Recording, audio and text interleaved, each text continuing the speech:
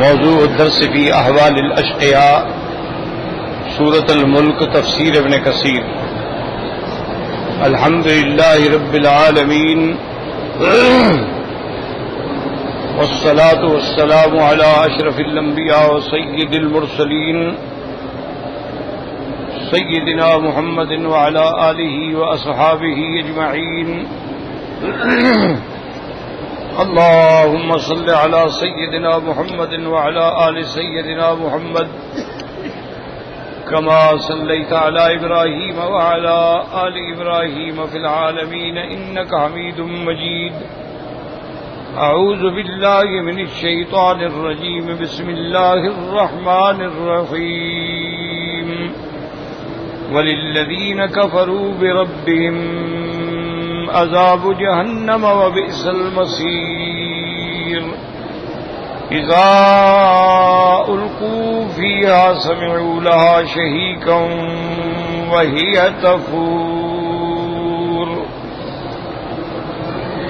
تكاد تميز من الغيظ كلما ألقي فيها فوج سألهم خزنتها ألم يأتكم نذير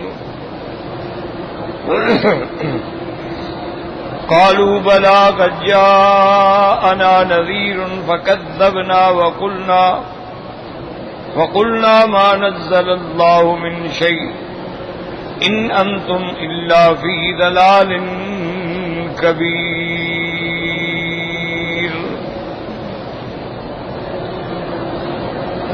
وقالوا لو كنا نسمع أو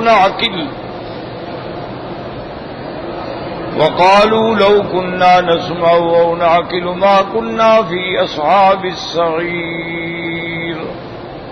فاعترفوا بذنبهم فسحقا لأصحاب السعير۔ اللہ تبارک و تعالی نے ان آیات مبارکہ میں احوال اشقیاء یعنی کافروں کا مآل اور احوال قیامت میں کیا ہوگا، اس سے پہلے اللہ پاک نے سب سے پہلے اس سورت مبارکہ میں ارشاد فرمایا تھا کہ بڑی عظمت والی وہ ذات ہے جس کے ہاتھ میں پوری کائنات ہے، پورا ملک ہے، اور وہ ہر چیز پہ قادر ہے۔ پھر اس کے دلائل دیے تھے کہ دلائل قدرت میں سے یہ ہے کہ الذی خلق الموت والحیات، جس نے موت کو بھی پیدا کیا اور حیات کو بھی پیدا کیا، یعنی موت بھی ایک چیز ہے اور حیات بھی ایک چیز ہے۔ اور یہ کیوں پیدا کیا؟ لیبلوکم ایکم احسن عملا، تاکہ تمہارا امتحان ہو کہ تم میں سے بہتر عمل کرنے والے کون۔ اسی لیے اس دنیا کو کہتے ہیں دار الامتحان۔ یہ دنیا جو ہے ایک امتحان کی جگہ ہے، دار الاختبار ہے، دار الابتلاء ہے۔ اس کا انجام جو ہے جزا، سزا، کامیابی، ناکامی، شقاوت، وہ آخرت میں۔ تو اس لیے دماغوں میں یہ بات اچھی طرح رکھ لیں اور سمجھ لیں کہ اصل بات یہ ہے کہ یہ دنیا جو ہے، یاد رکھو، یہ امتحان ہے، اور انجام اور نتیجہ اور مال کب ہوگا؟ آخرت۔ آخرت کے اندر مومنین جو ہیں وہ اصحاب الجنہ ہوں گے، اور کافرین جو ہیں وہ اصحاب نار ہوں گے۔ اصحاب الیمین کامیاب ہوں گے اور اصحاب الشمال ہلاک۔ ایک اللہ کا فیصلہ ہے، اس میں کوئی ایک یعنی کروڑواں حصہ بھی شبہ نہیں ہو سکتا، کیونکہ اتنا بڑا عالم جو اللہ نے بنایا ہے وہ بے فائدہ تو نہیں بنایا۔ افحسبتم انما خلقناکم عبثا، کہ ہم نے تم کو ایسے بے فائدہ پیدا کیا، وانکم الینا لا ترجعون، تو ہمارے پاس نہیں آؤ گے، ہم تم سے نہیں پوچھیں گے کہ تم نے زندگی میں کیسے گزاری ہے۔ تو ایک نتیجہ یاد رکھ لیں کہ دنیا امتحان ہے، آخرت جزا۔ اب دنیا میں بھی کبھی کبھی اللہ مومنین کو جزا دے دیتے ہیں، انعام دے دیتے ہیں، اور کافرین کو بھی کبھی کبھی سزا دے دیتے ہیں، ورنہ اصل سزا آخرت ہے، یاد رکھیں۔ اس لیے یہ شبہ دماغ میں نہ رکھا کریں کہ دیکھو جی کافر ہیں، مسلمانوں پہ ظلم کر رہے ہیں، مسلمانوں کے ملکوں کے ملک تباہ کر دیے ہیں، لاکھوں آدمیوں کو مار ڈالا ہے، ان پہ اللہ کا عذاب کیوں نہیں آتا؟ اللہ کا عذاب کا فیصلہ آخرت میں ہے، جو اس کا فیصلہ ہے وہ فیصلہ ہے۔ اس لیے اللہ تبارک و تعالی نے قرآن پاک میں ارشاد لا یغرنک تقلب الذین کفروا فی البلاد، اللہ نے فرمایا میرے محبوب ان کافروں کا دنیا میں چلنا پھرنا کھانا پینا اس میں آپ کسی دھوکے میں نہ پڑے۔ متاع قلیل، یہ تو بہت تھوڑا سی چیز ہے، تھوڑا نفع ہے، یہ تو چند دن کا نفع ہے۔ فمأواہم جہنم وبئس المہاد، ان کا ٹھکانہ جہنم ہے اور کیا ہی برا ٹھکانہ ہے۔ تو یہ اگر دنیا میں کھاتے ہیں پیتے ہیں، دولت ہے، یہ اللہ کا نظام ہے، اللہ کی مخلوق ہے۔ اللہ تبارک و تعالیٰ بکری کو اگر گھاس دیتے ہیں کتے کو بھی دیتے ہیں۔ اللہ تبارک و تعالیٰ اگر حلال جانوروں کو رزق دیتے ہیں تو حرام جانوروں کو بھی دیتے ہیں۔ اللہ تبارک و تعالیٰ کی مخلوق ہے، وہ مسلمان ہو، وہ کافر ہو، وہ گورا ہو، وہ کالا ہو، وہ پیلا ہو، اس کا بندہ ہے۔ اس کے لیے اس نے فیصلہ کر لیا ہے بھی یہ دنیا ہے، جو کچھ کرنا ہے کر لو، آگے آنے والا دن جو ہے وہ آخرت۔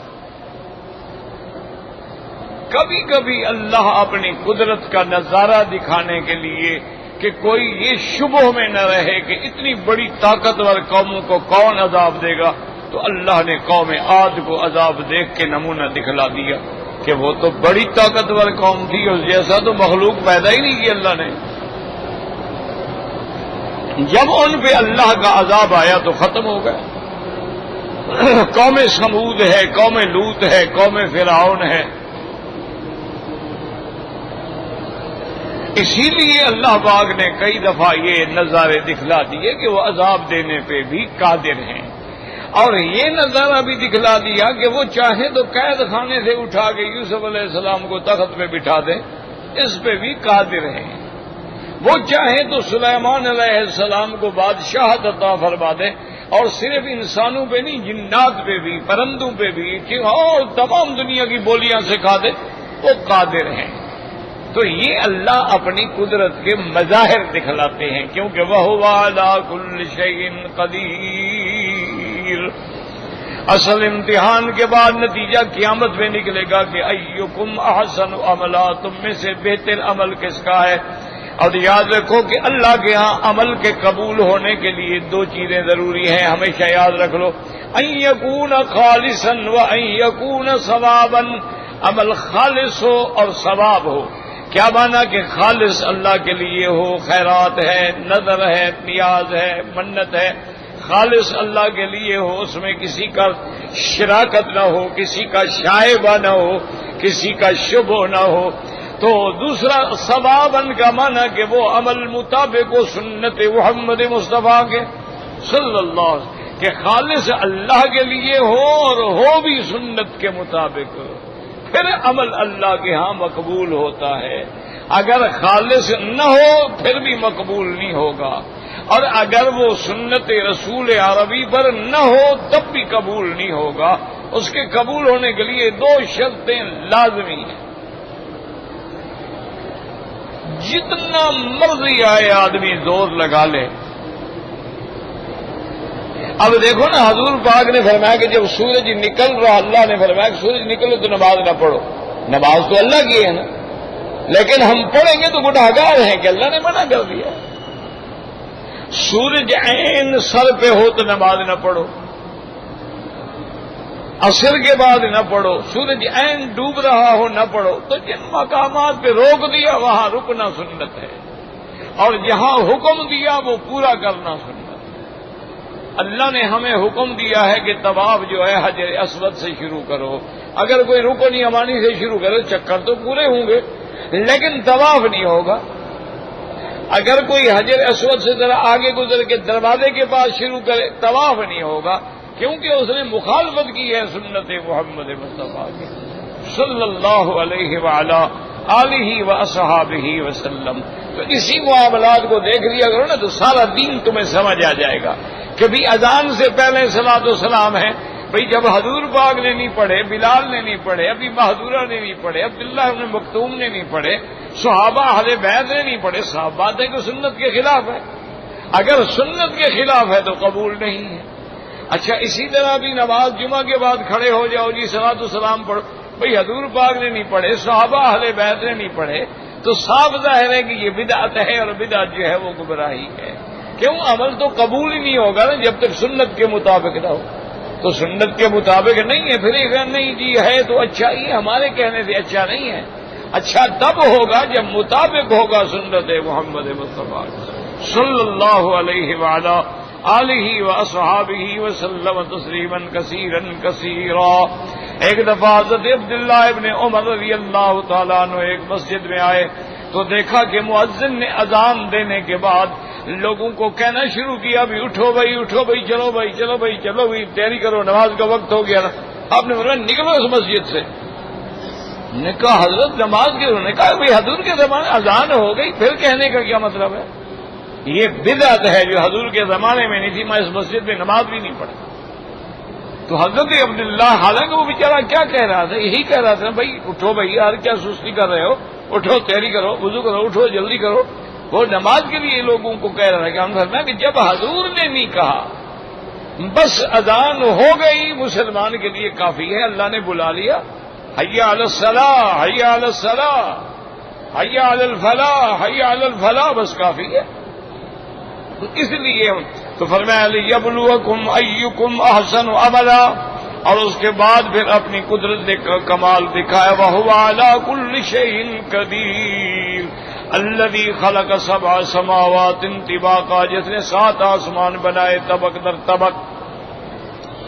یاد رکھو 7 آسمان بھی برحق ہیں اور ان کے درمیان میں فاصلہ بھی برحق ہے، آسمان کے اندر دروازوں کا ہونا بھی برحق ہے، اور آسمان میں کوئی داخل نہیں ہو سکتا جب تک اللہ کا حکم نہ ہو۔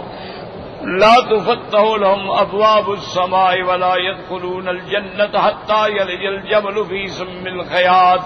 جہاں تک چاند وغیرہ پہ جانے کا تعلق ہے تو یہ آسمان سے نیچے ہے، یہ آسمان کے اوپر نہیں ہے۔ آسمان میں کوئی داخل نہیں ہو سکتا اللہ تعالی کے حکم کے بغیر۔ اس کے بعد فرمایا 7 سماوات طباقا ما ترى في خلق الرحمن من تفاوت، تم نہیں پاؤ گے اللہ کے اس آسمان بنائے ہوئے میں کوئی فرق ہو، کہیں چھوٹا ہو جائے، کہیں بڑا ہو جائے، کہیں کمزور ہو جائے، کہیں بالکل نہیں۔ هل ترى من فطور، کیا اللہ نے جو آسمان پیدا فرمائے ہیں ہزاروں سال گزر گئے، ان میں کوئی تمہیں شکوک، کوئی سراخ، کوئی کمزوری نظر آئی ہے؟ ثم ارجع البصر کرتين، بار بار لوٹاؤ اپنی نظر کو، ينقلب اليك البصر خاسئا وهو حسير، تمہاری نظریں تھک جائیں گی، تمہاری نگاہ ٹوٹ جائے گی، لیکن اللہ کی چیز میں کوئی نقصان نہیں دیکھ سکو گے۔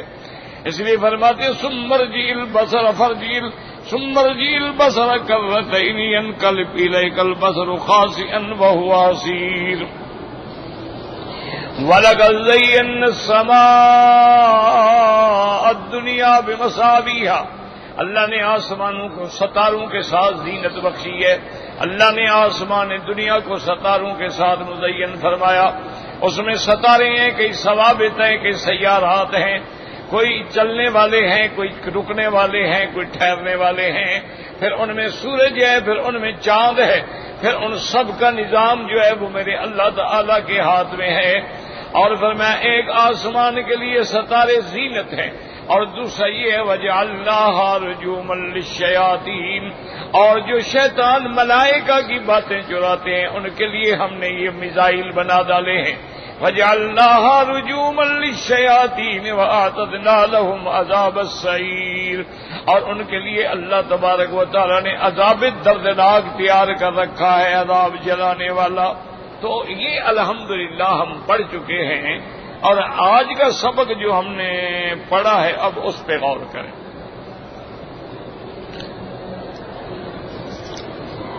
وَلِلَّذِينَ كَفَرُوا بِرَبِّهِمْ عَذَابُ جَهَنَّمَ وَبِئْسَ الْمَصِيرُ۔ اللہ تبارک و تعالی نے فرمایا وَلِلَّذِينَ كَفَرُوا بِرَبِّهِمْ، یاد رکھو اس سے پہلے کیا آیت تھی؟ وَأَعْتَدْنَا لَهُمْ عَذَابَ السَّعِيرِ وَأَعْتَدْنَا لِلَّذِينَ كَفَرُوا بِرَبِّهِمْ، اور ہم نے تیار رکھا ہے ان کے لیے جنہوں نے اپنے رب سے کفر کیا ہے کیا؟ عذاب جہنم، جہنم کا عذاب، وَبِئْسَ الْمَصِيرُ، اور کیا ہی برا لوٹنا ہے کہ جہنم کی صدا ملے گی۔ اب بات سمجھیں، آپ نے پچھلی آیات میں پڑھا تھا اللہ نے دو صفتوں کا ذکر فرمایا تھا، یاد رکھیں آپ نے پڑھا ہے دو صفتوں کا ذکر ہے، وَهُوَ الْعَزِيزُ وَهُوَ الْعَزِيزُ الْغَفُورُ۔ عزیز مانا غالب، جس پہ کوئی غالب نہ آ سکے، جس کے حکم کو کوئی توڑ نہ سکے، جس کے فیصلے کو کوئی موڑ نہ سکے، وہ ہر چیز پہ غالب ہے۔ اور آگے فرمایا تھا غفور، وہ بخشنے والا بھی ہے۔ اب وہی نظارہ دکھاتے ہیں، دونوں آپ کو دکھاتے ہیں۔ وَهُوَ الْعَزِيزُ، غالب ہے، کیوں؟ لِلَّذِينَ كَفَرُوا بِرَبِّهِمْ، جنہوں نے کفر کیا ہے وہ غالب ہے، ان کے لیے عذاب جہنم تیار کر کے رکھا ہے، وہ غالب ہے، کون پھر ان کو عذاب جہنم سے روک سکتا ہے؟ تو یہ اپنے وہ عزیز کا نظارہ دکھلا رہے ہیں، اور آگے جا کے پھر غفور کا نظارہ دکھلائیں گے۔ ان الذین یخشون ربهم بالغیب لهم مغفرۃ واجر کبیر۔ تو یاد رکھیں کہ دنیا کے اندر جو انسان ہیں دو قسم کے ہوتے ہیں، یا سعداء ہوں گے یا اشقیاء ہوں گے۔ تو اللہ تبارک و تعالی نے یہاں اشقیاء کا ذکر پہلے فرما دیا ہے، اور کبھی سعداء کا ذکر پہلے ہوتا ہے، لیکن ہوتا ضرور ہے، یاد رکھیں یہ سنت اللہ ہے۔ قرآن میں جب ذکر آئے گا نا کافروں کا تو مومنوں کا بھی آئے گا، جنت والوں کا آئے گا تو جہنم والوں کا بھی آئے گا، کامیاب لوگوں کا آئے گا تو ناکام لوگوں کا بھی آئے گا، اسی طرح ابرار کا آئے گا تو پھر اشرار کا بھی آئے گا۔ تو اس لیے یہ سنت اللہ، کیوں ہر چیز جو ہے وہ تقابل کے ساتھ جو ہے سمجھ آتی ہے۔ الاشیاء تتباین بالازداد۔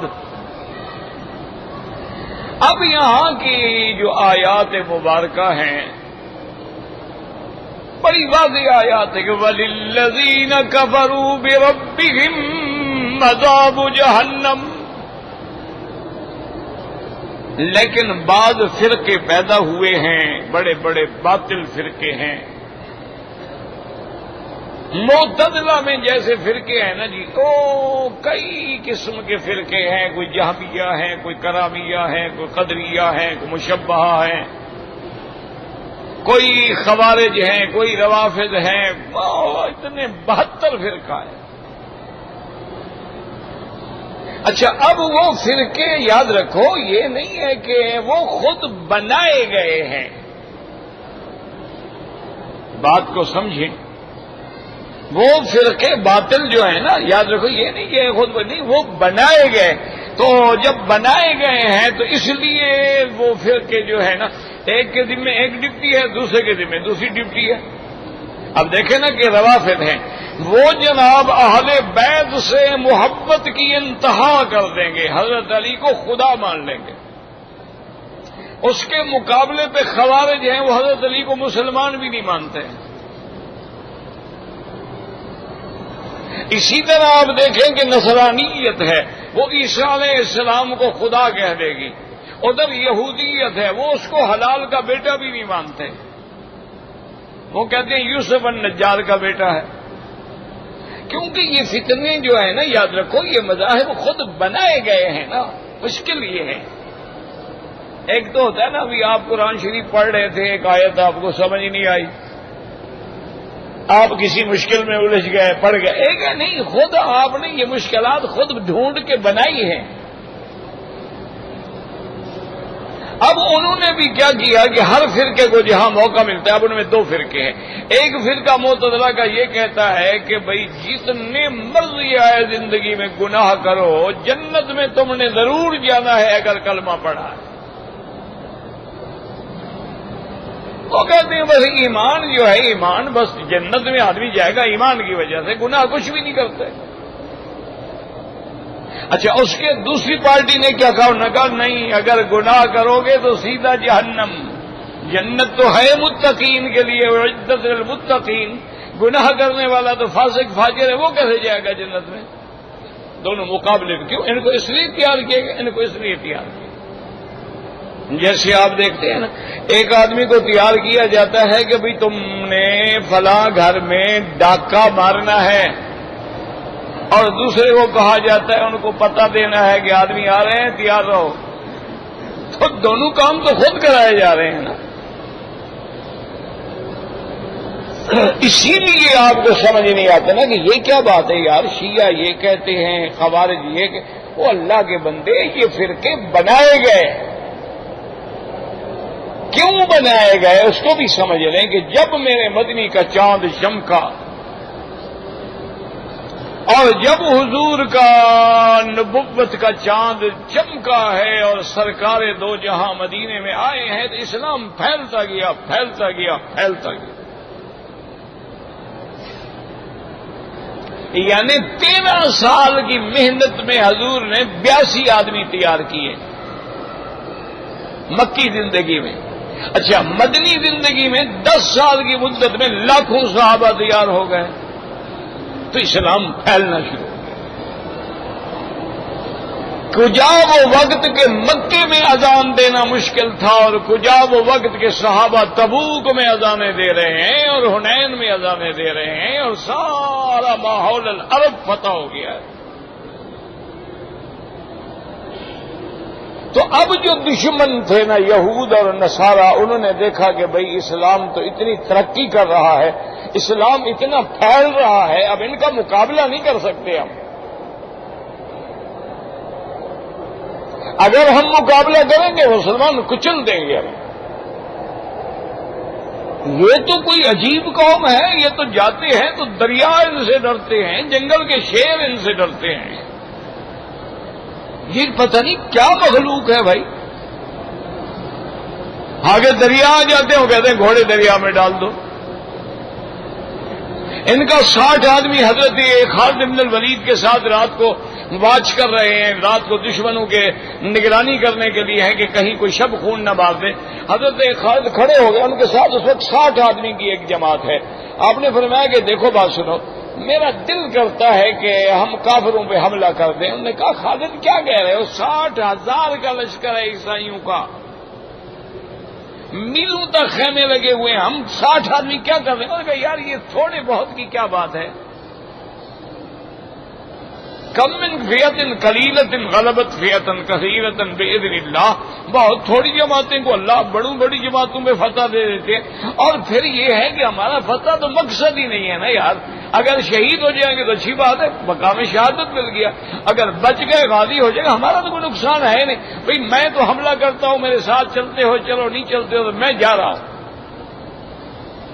اب خود اندازہ کرو، ایمان سے کہو 60 آدمی 60,000 پہ حملہ کر دے، کچھ عقل ہے؟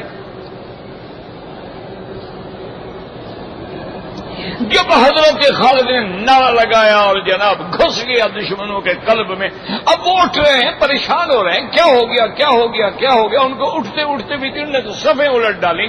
حضرت ابو عبیدہ سوئے ہوئے ہیں، تو اللہ نے خواب میں منادی سے حکم دیا کہ ابو عبیدہ جاؤ، خالد دشمنوں میں گھرا ہوا ہے اور تم سو رہے ہو۔ ابو عبیدہ فرماتے ہیں کہ جب ہم لشکر کے قریب آئے ہیں خدا جانتا ہے ہمیں کوئی پتہ نہیں لگ سکتا تھا کہ وہ صحابہ کہاں ہیں، صرف اللہ اکبر کی آواز سے ہمیں پتہ لگا کہ خالد اس طرف ہے۔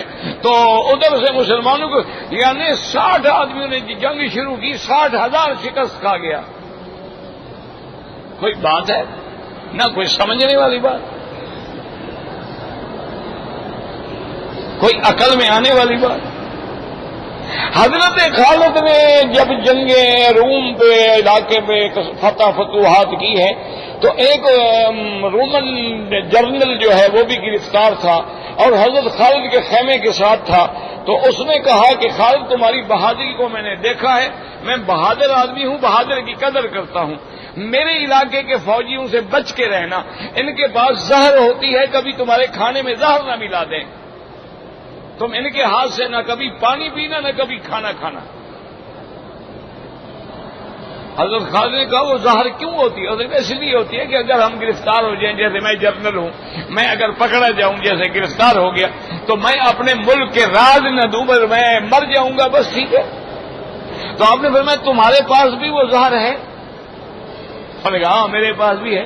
اس نے انگوٹھی کھولی، انگوٹھی کھول کے اس کا ایسے ڈھکنا کھولا، اندر ایک قطرے کے برابر کوئی چیز پڑی تھی، کہا یہ زہر ہے اور یہ سائنائڈ ہے، اس کا آج تک ذائقہ کوئی نہیں بتا سکا ہے، بس ٹچ ہوئی اور بندہ ختم ہو گیا۔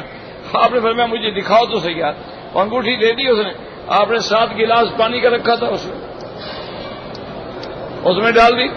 کیا کر رہے ہو؟ کہا یار پانی میں ڈال رہا ہوں، اور کیا کر رہا ہوں؟ بسم اللہ الذی لا یضر مع اسمہ شیء فی الارض ولا فی السماء وهو السمیع العلیم، پی گئے۔ اور تم اس نے کہا یار میں نہیں مرتا، ہمیں حضور نے فرمایا یہ پڑھ لو کچھ نہیں ہوتا۔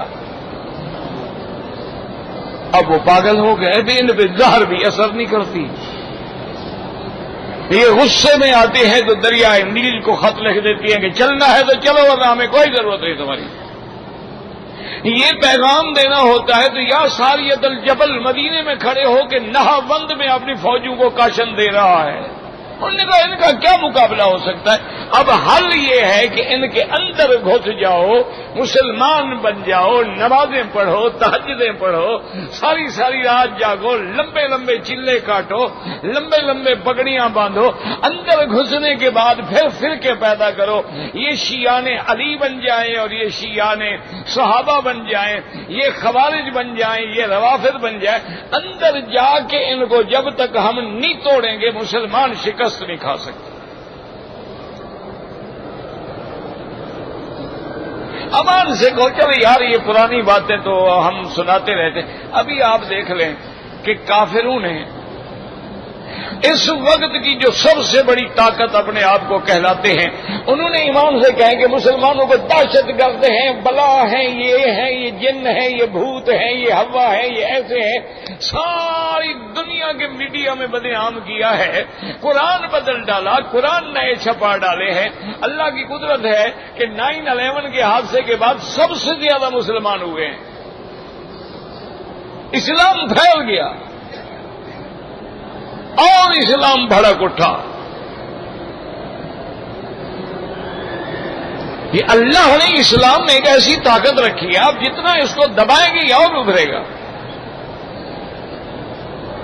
تو اس لیے اب ان کو پھر ضرورت ہوتی ہے کہیں وہ جعفر بنگال و صادق دکن، پھر جعفر صادق خریدے جاتے ہیں، کہیں جناب وہ پھر مولوی خریدتے ہیں جو آ کر مسلمانوں کو کبھی میلاد پہ لڑائیں گے، کبھی درود و سلام پہ لڑائیں گے، کبھی فاتحہ پہ لڑائیں گے، کبھی آمین پہ لڑائیں گے، کہ مسلمانوں کے اندر گھس جاؤ، اندر جا کے ان کے بن کے ان کی شکلیں، ان کے لباس پہن کے ان کو لڑاؤ۔ ورنہ ایمان سے کہیں بھی چلو بریلوی حضرات ہیں، انہوں نے کہاں سے پڑھا ہے؟ ٹھنڈے دل سے۔ بھئی ان کی سند کی انتہا بھی تو شاہ ولی اللہ ہے، اور دیوبندی حضرات کی سند کی بنیاد بھی شاہ ولی اللہ ہے۔ اچھا وہ بھی حنفی ہیں، وہ بھی حنفی ہیں، وہ بھی فتاوی عالمگیری اور فتاوی تاتار خانیہ سے فتویٰ دیتے ہیں، وہ بھی وہاں سے فتویٰ دیتے ہیں۔ تو پھر یہ جھگڑے کیسے پیدا ہوئے؟ یہ اس دشمن نے کروائے تھے، انگریز نے، کہ ایسے ایسے مسائل فروئی پہ ان کو لڑا۔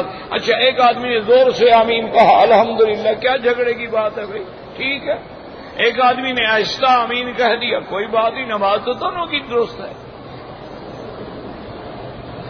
اس میں اگر کفر و اسلام کی جنگ بنا دی جائے تو معنی یہ ہوگا کہ ہم آپس میں ٹکرائیں گے۔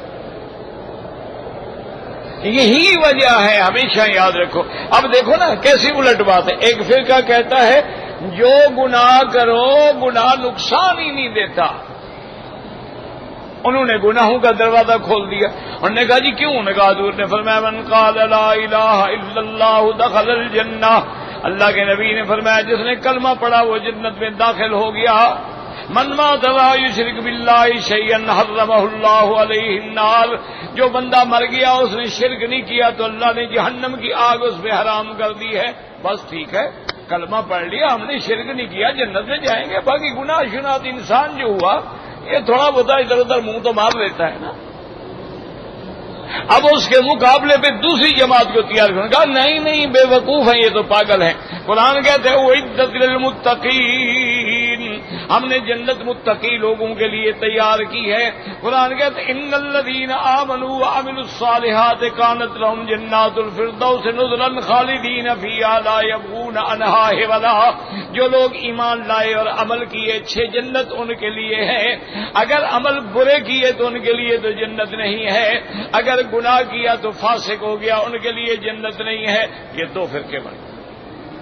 حالانکہ صحیح عقیدہ اہل سنت والجماعت کا کیا ہے؟ یاد رکھو کہ جو بندہ شرک نہ کرے، توحید پہ قائم رہے، اب اس کے جتنے گناہ ہیں دیکھیں گے کیا اس نے توبہ کی ہے گناہوں سے یا توبہ نہیں کی ہے۔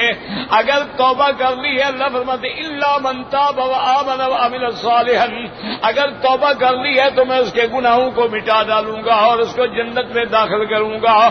اور اگر بغیر توبہ کیے وہ مر گیا ہے مومن، ہے موحد، لیکن اس کے ذمے قتل بھی ہے، زنا بھی ہے، شراب بھی ہے، ڈاکے بھی ہے، چوریاں بھی ہیں، اور توبہ بھی نہیں کر سکا ہے، چوری کرتے ہوئے مر گیا، شراب پیتے ہوئے مر گیا، اس کے بارے میں کیا ہے؟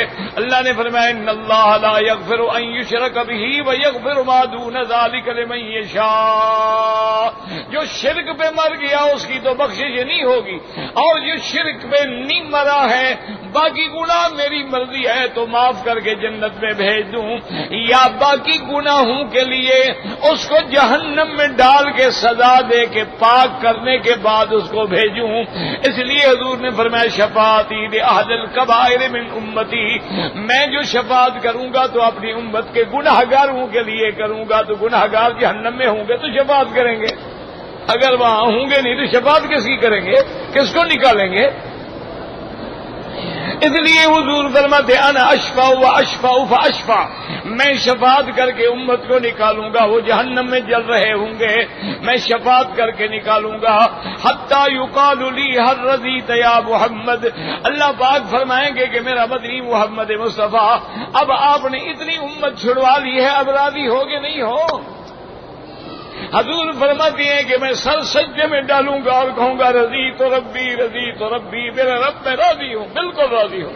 آپ نے وعدہ پورا کر دیا، والا سوف یعطیک ربک فترضی، آپ نے فرمایا تھا کہ میرا مدنی میں آپ کو راضی کروں گا، میں راضی ہو گیا ہوں، لیکن میری ایک درخواست ہے، ابھی میری امت کے کچھ لوگ جہنم میں پڑے ہیں جن کے اندر ذرے کے برابر ایمان ہے، مثقال ذرۃ من ایمان، ان کے لیے بھی کوئی مہربانی کا فیصلہ فرمائیں۔ اللہ پاک فرمائیں کہ میرا مدنی تیری شفاعت سے میں نے چھوڑ دیا، ان کو اب میری رحمت پہ چھوڑو، میں اپنی رحمت سے چھوڑ دوں گا۔ تو اصل مسئلہ کہ یہ تھا، لیکن دو پارٹیاں بن گئی، اس لیے وہ کہتے ہیں وَلِلَّذِينَ كَفَرُوا بِرَبِّهِمْ، جار مجرور مقدم ہے، معنی حصر ہو گیا، جنہوں نے کفر کیا جہنم صرف ان کے لیے ہے۔ وہ پھر ایسی آیتوں سے استدلال نکالتے ہیں نا، فرقہ کے باطلہ جو ہوتے ہیں نا، وہ بھی تو پھر اللہ کے قرآن کو بدلتے ہیں نا، اس میں تحریفات کرتے ہیں، اللہ معاف کرے، اللہ معاف کرے۔ اور اسی طرح ہر باطل فرقے کا یہ عالم ہو گیا ہے. یعنی آپ حیران ہوں گے. وہ کہتے ہیں دیکھو جی ہمارا عقیدہ ہے کہ خدا تین ہے یا تین میں سے ایک ہے، تو آپ کا قرآن بھی تو کہتا ہے انا نحن نزلنا الذکر، تحقیق ہم نے اتارا قرآن کو، تو ہم نے یہ جمع کا صیغہ ہے. اللہ نے یہ تو نہیں کہا کہ میں نے اتارا ہے، اللہ نے فرمایا ہم نے قرآن اتارا ہے. ہم نے قرآن اتارا ہے لیلۃ القدر میں، ہم نے قرآن اتارا ہے رمضان میں. جب تین کا جمع کا صیغہ ہے تو جمع کے لیے کم از کم تین کا عدد ہونا ضروری ہوتا ہے، لہذا ہمارا تین کا عقیدہ ثابت ہو گیا. اب وہ بھی قرآن کو لے آتے ہیں. بھائی یہ تین کی جمع سے تو تم کو دلیل مل گئی، تو جہاں اللہ فرماتے الہکم الہ واحد، وہ تم نے نہیں پڑھا. قل هو اللہ احد اللہ الصمد، وہ نہیں پڑھا. جو حضرت عیسیٰ کو خدا کہتے ہیں وہ کہتے ہیں دیکھو جی ان کا لقب تھا روح اللہ، تو جب اللہ کی روح ہے تو وہ خود خدا ہے. اگر روح اللہ سے وہ خدا ہو جاتا ہے تو جہاں اللہ نے فرمایا ان ہوا الا عبد، وہ میرا بندہ ہے، اس کو نہیں پڑھتے ہو. انعمنا علیہ وارسلناہ الی بنی اسرائیل، اور وہ نہیں پڑھتے ہو کہ جب اللہ پوچھیں گے کہ انت قلت للناس اتخذونی وامی الہین من دون اللہ، کیا عیسیٰ ابن مریم تم نے لوگوں سے کہا تھا کہ مجھے بھی اور میری اماں کو بھی خدا مانیں، تثلیث کا عقیدہ رکھیں. قال سبحانک ما یکون لی ان اقول ما لیس لی بحق، حضرت عیسیٰ کہیں گے پاک ہے تیری ذات میرا مولا، میں وہ بات کیسے کہہ سکتا ہوں جو مجھے زیبا ہی نہیں دیتی، زیب ہی نہیں دیتی ہے. ما قلت لهم الا ما امرتنی به، میں نے تو ان کو نہیں کہا مگر جو آپ نے حکم دیا. ان اعبدوا اللہ ربی وربکم، اے میری امت، میری تم بھی اور میں بھی اس رب کی عبادت کریں جو ہمارا رب ہے. یہ آیتیں نہیں پڑھیں گے. تو یہ ہمیشہ یاد رکھیں کہ باطل فرقوں کی عادت ہوتی ہے، ایک لفظ پڑھ لیں گے باقی آیتیں چھوڑ دیں گے. اما الذین فی قلوبہم زیغ فیتبعون ما تشابہ من ابتغاء الفتنہ، کہ جن کے دلوں کے اندر کجی ہوتی ہے وہ ہمیشہ آیات متشابہات کو لے لیتے ہیں اور محکمات کو چھوڑ دیتے ہیں. اب اللہ فرماتے ہیں وللذین کفروا بربہم عذاب جہنم وبئس المصیر اذا القوا فیہا سمعوا لها شہیقا وہی تفور. اب اللہ فرماتے ہیں جب کافر ڈالے جائیں گے جہنم میں، اذا القوا فیہا سمعوا لها، وہ سنیں گے آواز، بڑی آوازیں، گندی آوازیں. شہیق کہتے ہیں جیسے گدھا کی آواز ہوتی ہے نا، یعنی اس کی چیخ سنیں گے، سیاہ سنیں گے. وہی تفور، اور وہ ایسے جیسے جوش کھاتی ہوگی. تفور مانا تغلی، جیسے پانی کو گرم کرے اور پانی گرمی میں جوش کھاتا ہے. اب اس جگہ سمجھیں کہ بھئی اللہ فرماتے ہیں وہ جہنم کی آواز سنیں گے اور جہنم ابل رہی ہوگی اور جہنم غصہ کر رہی ہوگی. بھی جہنم تو ایک آگ ہے.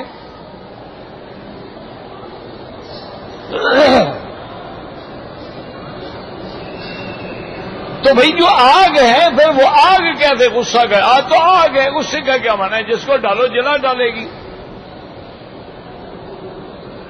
تو اس لیے بہت سارے علماء نے اس کی ایک تعویل یہ بھی کی ہے کہ بھی بات تو جہنم کی ہو رہی ہے، اصل غصہ جو ہے، اصل جوش جو ہے وہ ہوگا جن کو اللہ نے جہنم پہ فرشتوں کو رکھا ہے نا، علیہا ملائکۃ غلاظ شداد، وہ جو پہلے آپ پڑھ چکے، یہ ان کا غیظ ہوگا، ان کا غضب ہوگا. تو گویا وہ جہنم کا غضب ہوا.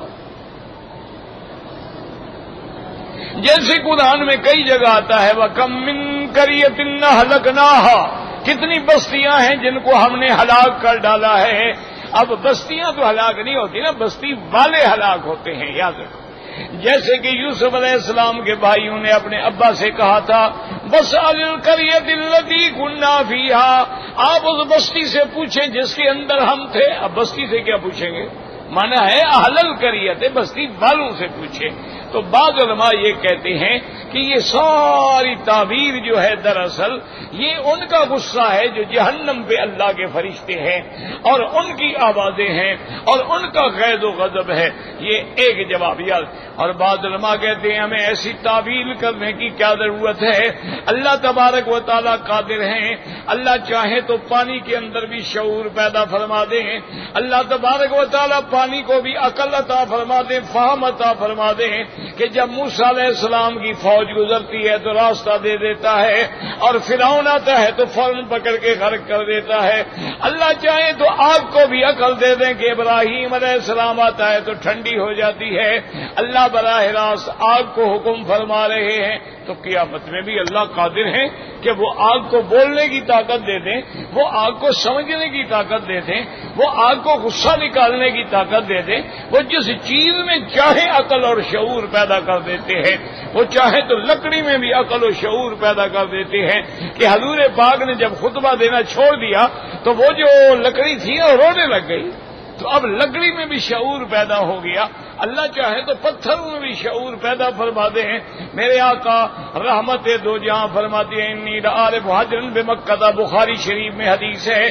حضور نے فرمایا مکے کے اندر میں ایک ایسا پتھر ہے جس کو اب بھی میں جانتا پہچانتا ہوں، یسلم علیہ قبل ان بعثت، ابھی مجھے نبوت بھی نہیں ملی تھی، میں جب اس کے پاس سے گزرتا تھا تو مجھ پہ سلام کرتا تھا. تو اب اللہ نے پتھر کو بھی زبان دے دی، تو وہ اللہ آگ کو بھی زبان دینے پہ قادر ہے. اللہ مجھ سے دعا کریں اللہ ہمیں جہنم سے بچائے، اور اللہ ہر کلمے پڑھنے والے کو جنت الفردوس نصیب فرمائے. آپ دعا کریں اللہ میری بیماریاں بھی، ہر بیمار کی بیماریاں بھی دور فرمائیں، اور ہمارے خاندانوں پہ، گھروں پہ، اولادوں پہ، مسلمانوں پہ، احباب پہ، اصحاب سب پہ رحمت نازل فرمائے.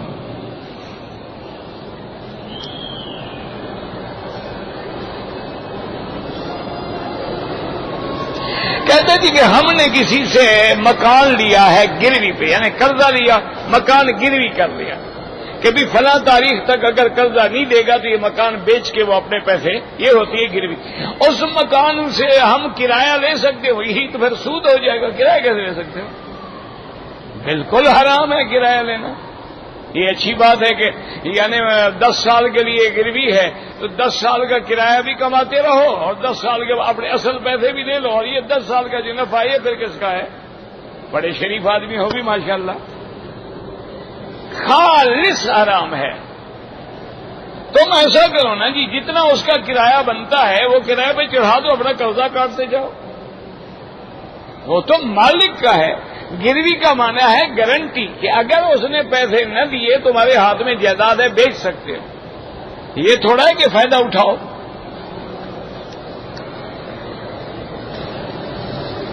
کہتے جی کہ ہمارے ملک میں رواج ہے کہ میت کے دفن ہونے کے بعد 3 دن فجر کی نماز کے بعد قبر پہ جاتے ہیں اور زور زور سے تلاوت. یہ خالص بدعت ہے. کہتے ہیں کہ جب سورج نکلتا ہے تو میت شور کرتی ہے، یہ اس کو تسلی دینے کے لیے جاتے ہیں. تو 1-2 کو اندر بھجوا دے نا، اچھی طرح تسلی دیں. باہر بیٹھ کے کیا تسلی دیں گے بیچارے؟ خالص بدعت ہے.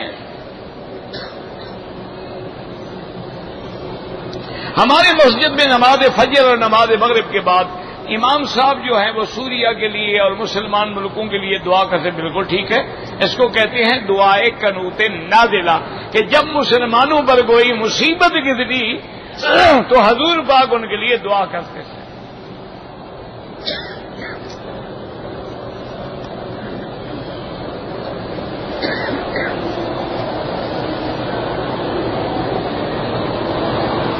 بہرحال اگر وہ عورت مدینے میں 5 دن ٹھہری ہے تو مسافر ہے.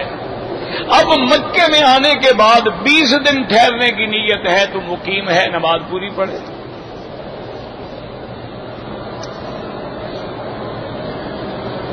اگر ہم لوگوں نے پاکستان سے عمرہ کیا ہے، پھر اگر ہم مکے سے جدہ جائیں عمرہ کرنا چاہے پھر بھی کر سکتے ہیں. جدہ سے کریں، مسجد عائشہ سے کریں، جیرانہ سے کریں، یہ نفلی عبادت ہے، کرنا چاہو کر سکتے ہو، نہ کرو ضروری نہیں۔ اگر طواف کے 2 چکر کے بعد وضو ٹوٹ جائے، طواف چھوڑ دیں، وضو کر کے پھر ابتدا سے شروع کریں۔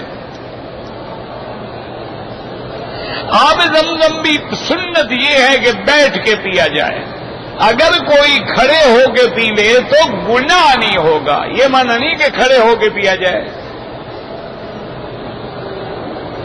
صلاۃ تسبیح جو ہے ضعیف حدیث میں موجود ہے، لہذا کوئی پڑھتا ہے کوئی ورنہ جب حدیث ہے چاہے ضعیف ہو وہ فضائل اعمال میں معتبر ہوتی ہے۔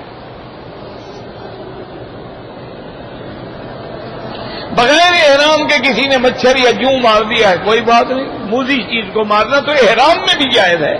اب یہ تو نہیں کہ ہم نے احرام باندھا ہوا ہے آگے سانپ آ جائے ہم کہیں جناب ہم کھڑے ہیں ڈنگ مار لو، ہم تو احرام میں، یہ کون سا مسئلہ ہے بھائی؟ احرام میں ہو، موذی ہے، بچھو ہے، سانپ ہے، مارو اس کو۔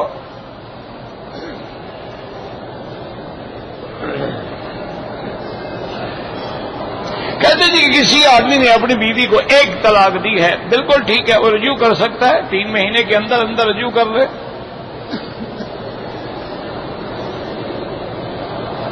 عورتوں کا چہرہ عمرے میں کھلا ہونا چاہیے۔ پہلے مجھے یہ مسئلہ بتاؤ، عمرے میں کھلا ہونا چاہیے تو عمرے کے بغیر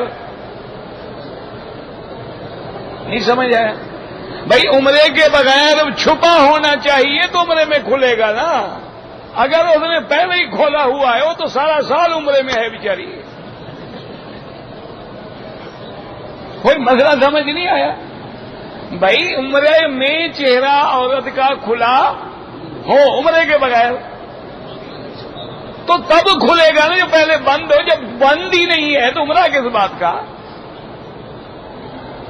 اس لیے بی بی عائشہ فرماتی ہے کہ ہم کپڑا ہٹا لیتے تھے، وَإِذَا هَذَيْنَ الرِّجَالَ سَدَلْنَا عَلَى وُجُوهِنَا، جب کوئی مرد قریب آ جاتے ہم کپڑا گرا دیتے، اور مرد دور چلے جاتے تو کپڑا ہٹا لیتے۔ اب تو مرد دور جاتے ہی نہیں، اب وہ کپڑا لٹکا کے رکھے باقاعدہ۔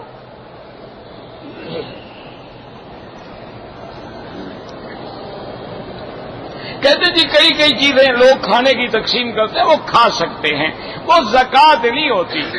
یہاں کے اہل خیر لوگ ہیں وہ کہتے ہیں حاجی ہیں، مہمان ہیں، باہر سے آئے ہوئے ہیں، ہو سکتا ہے ان کو پکانے کا بھی ٹائم نہ ملتا ہو، کوئی بات نہیں کھا سکتے ہیں، لیکن نہ کھائیں، سبحان اللہ، کھلانے والے بنو، کھانے والے نہ بنو۔ الید العلیٰ خیر من الید السفلیٰ، حضور نے فرمایا اوپر والا ہاتھ بہتر ہوتا ہے نیچے والے ہاتھ سے۔ میں نے طواف کیا، کندھا نہیں نکالا، رمل بھی نہیں کیا، کوئی حرج نہیں۔ اگر عورت مرد نے احرام باندھا عمرہ کیا لیکن سونے میں کپڑا منہ پہ آ گیا کوئی بات نہیں۔ اگر میں نے طواف کیا ہے لیکن ہر چکر پہ حجر اسود پہ اشارہ نہیں کر سکا، گزر گیا، کوئی حرج نہیں۔ جس گھر میں تصویر ہو فرشتے نہیں ہوتے ہیں، تصویر عام ہے، ٹی وی والی ہو، موبائل والی ہو، کیمرے والی ہو، ہاتھ والی ہو، کوئی ہو، جو بغیر ضرورت ہے، جو ضرورت ہے نوٹ پہ ہے، اقامے پہ ہے، آئیڈینٹی کارڈ پہ، چھپا کے رکھو، وہ کو عظمت یا زینت کے لیے تو ہوتی نہیں نا۔ داڑھی منڈانے والے کے پیچھے نماز ہوتی ہے، نماز تو ہو جاتی ہے نا، وہ مسلمان ہے، کافر نہیں ہے، لیکن ایسے آدمی کو امام نہیں بنانا چاہیے۔ اسی لیے حکم ہے کہ مؤذن جو داڑھی منڈانے والا اذان بھی نہ دے۔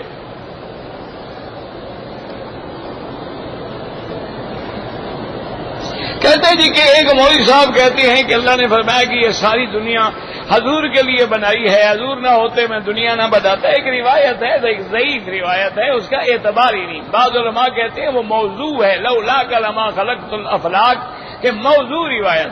اچھا ویسے ہمیں اس بحث میں پڑھنے کی کیا ضرورت ہے؟ اللہ نے تو تمہیں بھی کہا ہے کہ هو الذی خلق لکم ما فی الارض، سب کچھ میں نے تمہارے لیے بنایا ہے، تو یہ تو قرآن ہے، اس میں کیا ہو گیا؟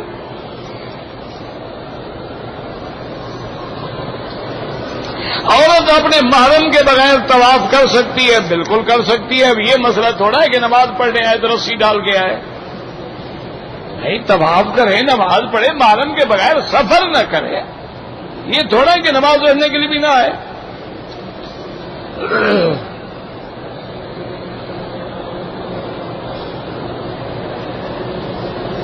میں تھکاوٹ کی وجہ سے گر گیا، کمرے میں آیا، احرام کھول دیا، کپڑے پہن لیے، علم نہیں تھا.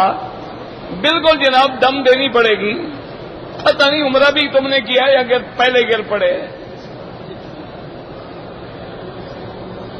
ایک آدمی نے عمرہ کیا، طواف نہیں کیا، صفا مروہ کے چکر لگائے، ماشاءاللہ عمرہ بھی برباد، دم بھی لازم. عمرہ بھی کرو، دم بھی دو. میرے استاد کی طبیعت خراب ہے، اللہ سب کو شفا عطا فرمائے. اللہم اشفنا واشف مرضانا. جنت المعلا یا جنت البقیع کا معنی تفاعل ہے کہ اللہ ان کو جنت والی جگہ بنائے. ورنہ اب جنت المعلا کے اندر تو ابو لہب بھی دفن ہے، ابو جہل کی بھی ساری برادری دفن ہے. کیا وہ جنت میں جائیں گے؟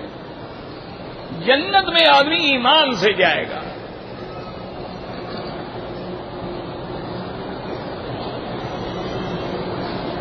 پتہ نہیں کیا لکھے 10,000 صحابہ ہیں. نواز ابابین جو ہے اس کا وقت وہی ہے چاشت، جس کو چاشت کہتے ہیں آپ. بعض لوگوں نے پاکستان میں بینکوں کے طریقے پہ، بھائی اگر وہ اسلامی طریقہ ہے، جیسے کئی بینک ہیں، میزان ہے، الفلاح ہے، البرکہ ہے، اسلامی بینک ہے، وہ مشارکت مزاربت پہ کریں، بالکل جائز ہے.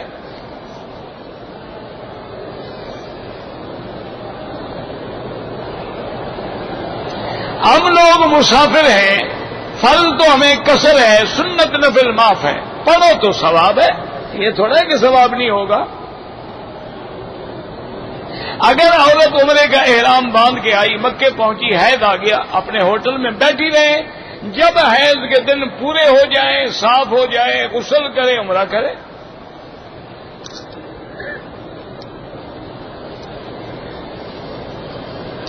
ایک نکاح میں لڑکی کی طرف سے ایک شرط لکھی گئی ہے کہ اگر مجھ سے پہلے تمہارا کوئی نکاح ہے تو اس کو 3 طلاق. یہ شرط اسلام کے خلاف ہے.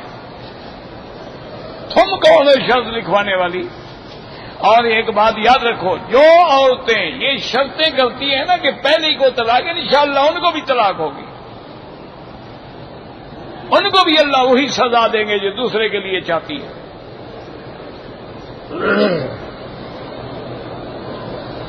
سپیکر کی آواز نہیں آتی، اس کا بالکل بڑا آسان علاج ہے. آپ دعا کریں،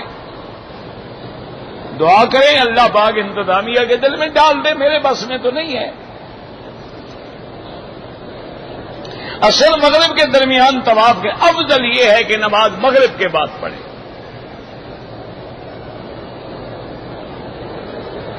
خالق داد آئے ہیں، اللہ کو پتا.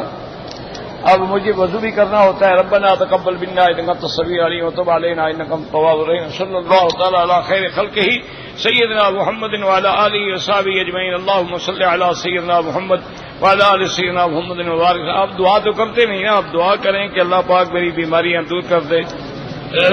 ایک پیشاب کی تکلیف تھی، اب سانس کی شروع ہو گئی. اللہ معاف کرے، اس کا امتحان ہے. اللہ پاک شفا دے. بس اب کے لیے دعا وہ جدول جیسے پہلے بنایا تھا سمجھ آ گیا.